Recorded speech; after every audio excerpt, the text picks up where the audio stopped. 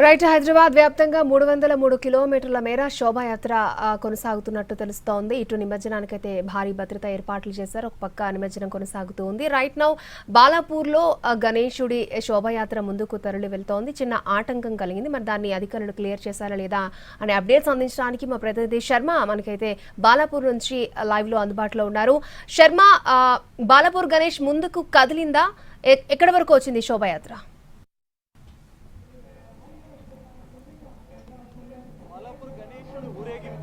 మరింత ఆలస్యమయ్యేటువంటి అవకాశం ఉంది.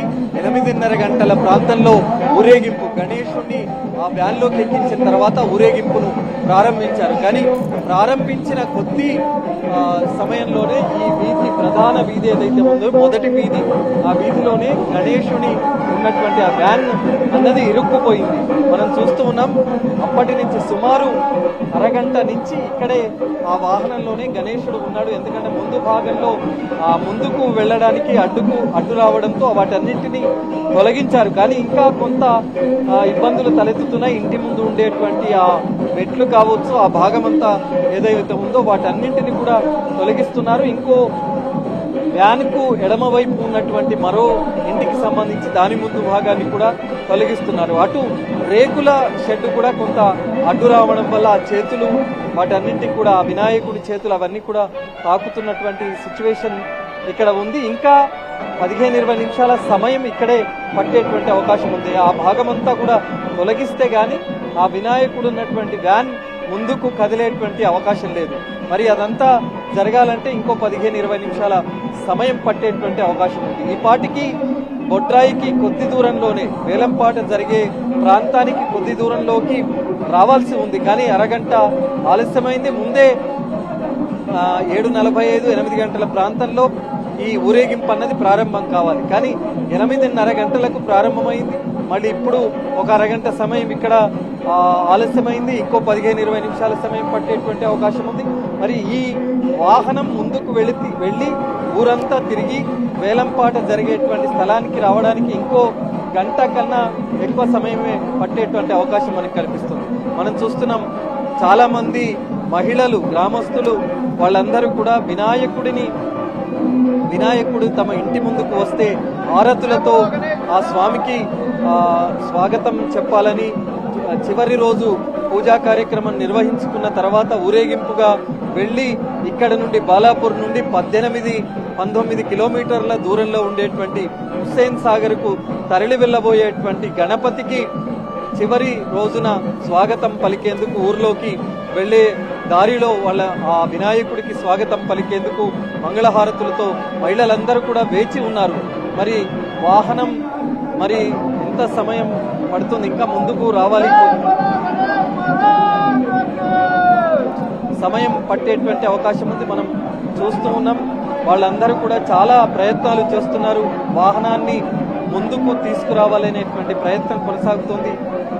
వాహనం అయితే ముందుకు కదులుతోంది. ఎందుకంటే ఆ ఇంటి ముందు భాగం ఉన్నటువంటి వాటన్నింటినీ తొలగించిన తర్వాత కొంత సాఫీ అయ్యింది. మరి ఈ మలుపు నుంచి ముందు భాగం వెళ్ళడానికి మరికొంత సమయం పడుతుంది. ఇక్కడి నుంచి ఇంకా 1 కిలోమీటర్ దూరం లేకున్నా కూడా ఆ ప్రాంతం అంతా కూడా ఊరేగింపుగా గ్రామంలో ఉన్నటువంటి ప్రధాన వీధుల గుండా విగ్రహం తరలి వెళ్ళాలి.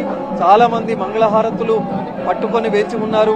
తమ ఇంటి ముందుకు ఆ బాలాపూర్ గణేశుడు ఎప్పుడు వస్తాడా అని ఎదురు చూస్తున్నటువంటి సందర్భాలు కూడా మనం చూస్తూ ఉన్నాం. మరి ఈ ఏదైతే కొంత అడ్డంకి ఏర్పడిందో అది సాఫీగా ముందుకు జరిగితే ఇంకా కొంత తొందరగానే వాహనాన్ని తరలించేటువంటి అవకాశం కనిపిస్తుంది. ఎందుకంటే బాలాపూర్ గణేశుడు ప్రధాన సిటీలోకి చంద్రాయనగుట్ట వరకు వెళితే తప్ప మిగతా వినాయక విగ్రహాలు ఇక్కడి నుంచి తరలేటువంటి అవకాశం ఉండదు. కాబట్టి బాలాపూర్ గణేశుని విగ్రహం మొదట తరలించడానికి ఇక్కడ సిబ్బంది ప్రయత్నం చేస్తున్నారు, పోలీసులు కూడా. ఎందుకంటే బాలాపూర్ గణేశుడిని త్వరగా ఊరేగింపుకు తీసుకువెళ్లాలనేటువంటి ప్రయత్నాలు ఉన్నారు. ఇక ఈ ఊరేగింపు ప్రక్రియ తర్వాతే వేలం అన్నది జరుగుతుంది. కాబట్టి వేలం ప్రక్రియకు సంబంధించినటువంటి ఏర్పాట్లు కూడా అక్కడ జరుగుతున్నాయి. వినాయకుడు ఊరేగింపు పూర్తయిన తర్వాత అక్కడికి వస్తే అప్పుడే బాలాపూర్ గణేశుని వేలం ప్రక్రియ అన్నది మొదలవుతుంది. మనం చూస్తున్నాం చాలా మంది మహిళలు వేచి ఉన్నారు. వాళ్ళందరూ మంగళహారతులతో ఆ వినాయకుడికి స్వాగతం పలికేందుకు మంగళహారతులు చేతిలో పట్టుకొని వాళ్ళందరూ కూడా స్వాగతం పలుకుతున్నటువంటి పరిస్థితి మనకి ఇక్కడ కనిపిస్తోంది. వినాయకుడి వ్యాన్ అయితే ముందుకు కదిలింది. ఈ కదిలినటువంటి వినాయకుని వాహనం ఊరంతా తిరుగుతుంది. ఆటపాటలతో, భజనలతో, కీర్తనలతో, ఇవన్నిటితో కూడా ముందు జరిగేటువంటి ప్రక్రియ వెనుక వినాయకుడి వ్యాన్ అన్నది ముందుకు కదులుతుంది. మరి పూలతో స్వాగతం పలుకుతున్నారు. భవనాల పైనుంచి పూలు వెదజల్లుతూ ఉన్నటువంటి దృశ్యాలు కూడా మనం చూస్తున్నాం. ఇక్కడికి మొత్తానికి 1 అరగంట 40 నిమిషాల పాటు అడ్డంకి ఎదురైనటువంటి ఇబ్బందులైతే తొలగిపోయాయి. వాహనం ముందుకు కదులుతోంది. ఈ ప్రధాన రహదారి లోపల గ్రామంలో ఉండేటువంటి రహదారి నుంచి ముందుకు వెళ్ళి ఆ బొడ్రాయి దగ్గర వేలం జరిగే దగ్గరకి ఈ వినాయకుడు వస్తాడు. ఆ తర్వాత వేలం ప్రక్రియ అన్నది జరుగుతుంది. ఇది బాలాపూర్ దగ్గర ఉన్నటువంటి సిచ్యువేషన్ మనకి ఇక్కడ కనిపిస్తుంది. ఓటు స్కూల్ రైట్.